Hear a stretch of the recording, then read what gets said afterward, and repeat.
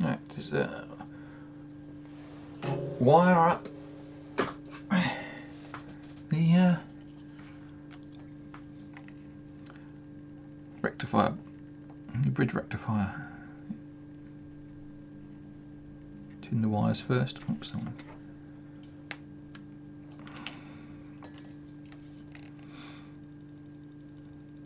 Now, oh, I'm doing it out of sight. Camera. Now, as I'm still trying to work out exactly what viewers like to see, okay, if you like to see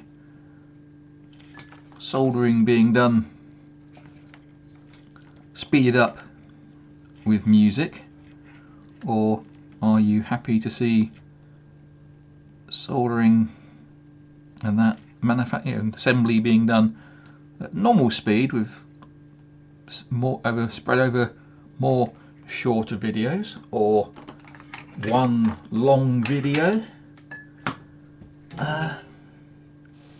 You know, would you comment below? As I built the component tester and I speeded all that up so that, you know, people wouldn't get bored or things like that. But you know, I'm not sure what people want.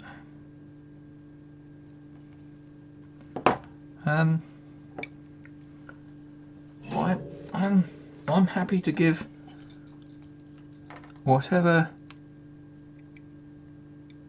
people want, you know. But come on. My iron tip is getting a bit ropey.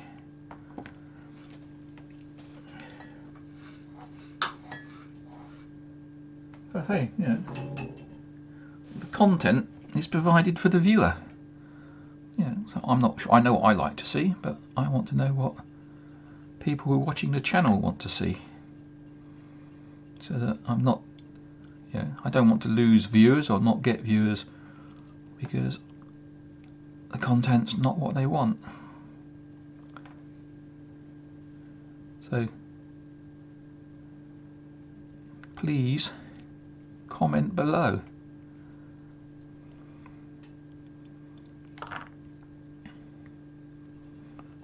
And I will either keep it the same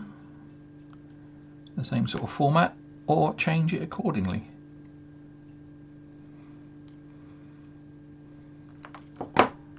I don't really want to sit here waffling away and soldering and trying to think of what to talk about and things like that, and state of the nation. This soldering iron tip is atrocious. It really needs something done to it. It's a bit gungy. Right. That's the two. Oops. That's the two AC lines. Now we have the positive feed to go up to the capacitors.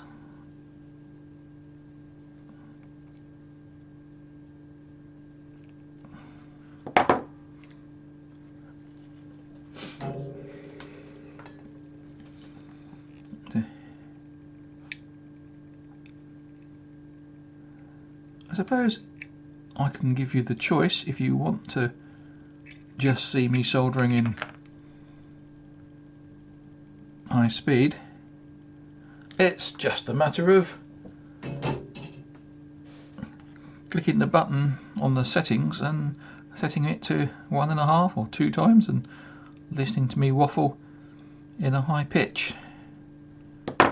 Yeah, as my channel goes, that is far better than clicking and skipping, because even though you're watching it at high speed, it still shows up as the fact that you're watching all of it, and that's more beneficial to me while I start my channel. But, I'm sure there's just too much waffling going on at the moment.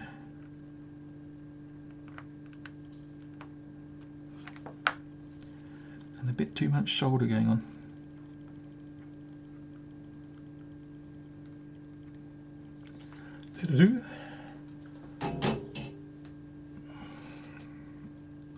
Right, just going to pause while I turn something on. Back. And some bits of heat shrink.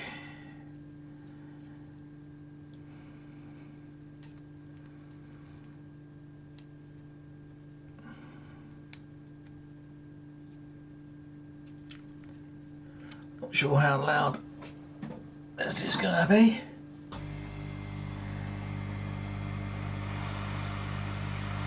Oops, I'm doing it off screen.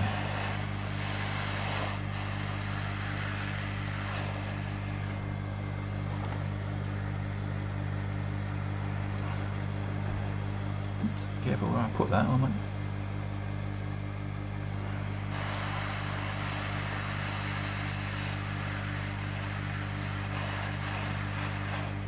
I want to melt my camera. Ooh.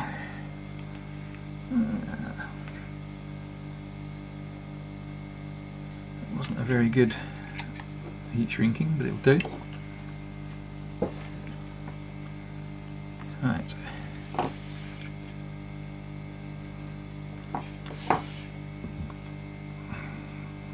That'll stop in a minute. In a second it will get to below 100 degrees and drop out. There it goes. I'm not sure if at any point anyone wants to have a look at the equipment that's hanging around my bench. I think you've seen bits in videos of me collecting it. I don't think I've ever did a video. Did I do a video of the heat gun? I'm not sure. Maybe I should just do a video of the heat gun.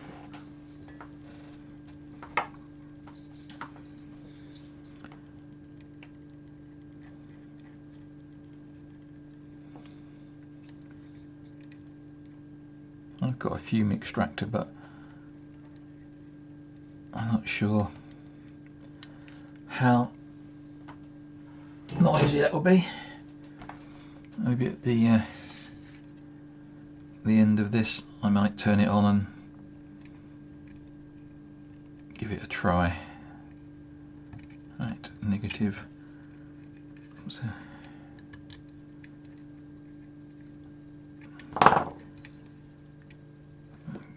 Very hard trying to do things and keep it in shot where the camera is. So yes, I do apologise if at times I get my hands in the way.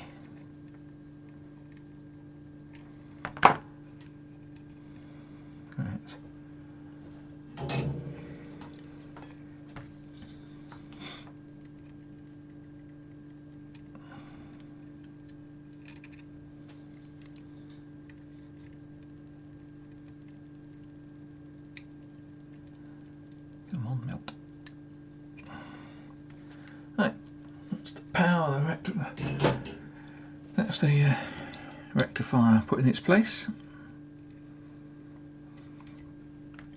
What does that leave? That leaves the board, which will slot into there.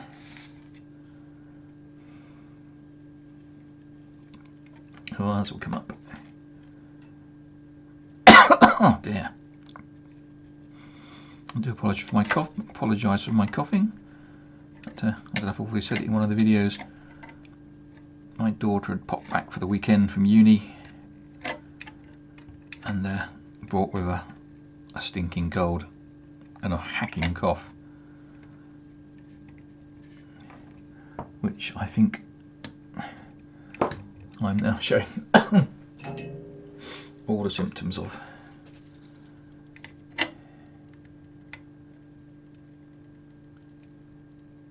So support her at uni, and she'll keep me going in coughs.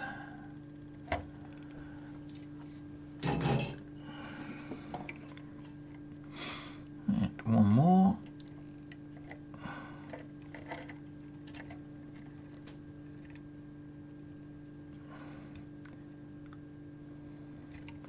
And part of the reason for sort of showing all this sort of thing, I feel, is that it gives an insight as to what it's like working in a company that does prototyping. As quite often, this is what prototyping is like. You know, taking an existing piece of kit, modifying it for the customer, so that you've got something that's completely different functionality, and using their existing bits.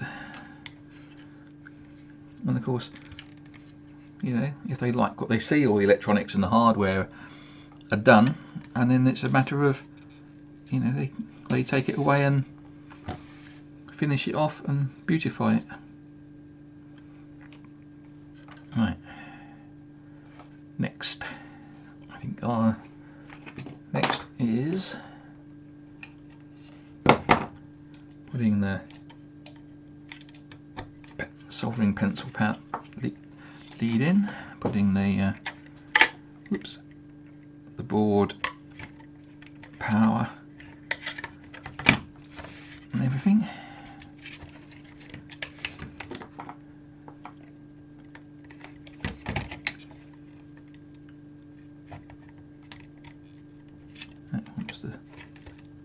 Keeps wanting to fall out. I need to think a better way of getting that in. So slot that in. It's trapped on.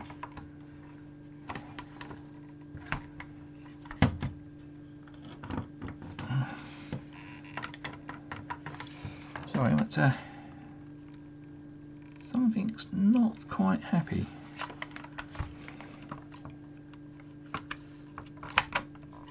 Not quite sure what's not happy.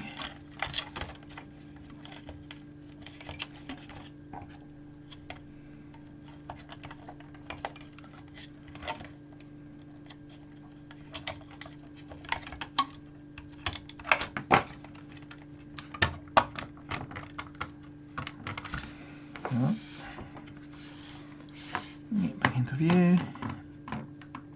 That'll do.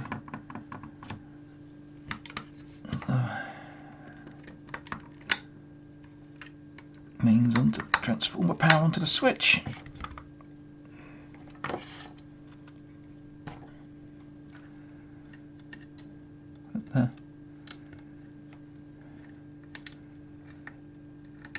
Really want to have a ferrule on that.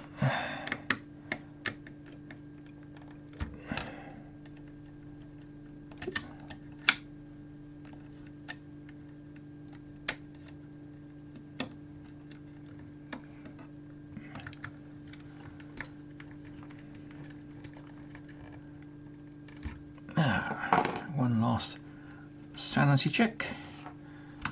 AC into the middle. I don't know if you can see that. But, you can just probably, if I try and get the thing to focus, I'm not going to say what AVE says, but there you go. You can just make out minus, plus, and yeah, AC plus. So always a sanity check. Plus onto the plus of the capacitors, coming off the plus of the capacitors, going down.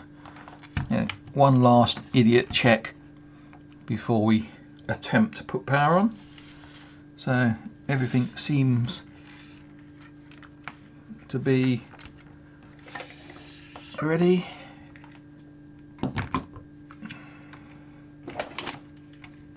Bit of bench detritus, how's that? Get some focus on it. There you go. Soldering iron in its stand, out of view, but in its stand. And that's hit the mains. There we go. And contact. Well, no bangs, no smoke. And there we have it. I need to change the software because it's obviously not 44 degrees in this room, and that's its sort of standby temperature. I need to work out why when I press the M button the first time nothing happens. Once I press it the second time I go into idle mode, set timeout and back, and then after that it does the 3 in the sequence. As you can see, idle temperature goes down, goes up, set goes down, set goes up. That doesn't do anything at the moment. And the software is written so that when you first power on, the iron just sits there, doesn't do anything. And when you pick up the iron or just tap it, it goes into heating, where it will go rapidly up to the set temperature, and then you see the power backing off, and it will sit there. And I'll show it running. I'll speed it up so that you don't have to sit here all the time. But the next thing it will do is, if I don't touch the handle for about a minute or two, then it will go into idle, and then if it's been idling for more than a certain period of time, it turns off and falls back to standby. Because as you see, idling is good because you don't want to go let the iron cool off too much, whereas if you haven't used it for a few minutes, then it's better off to save the tip and just turn off. So I'll just shut up now and we'll watch it speeded up.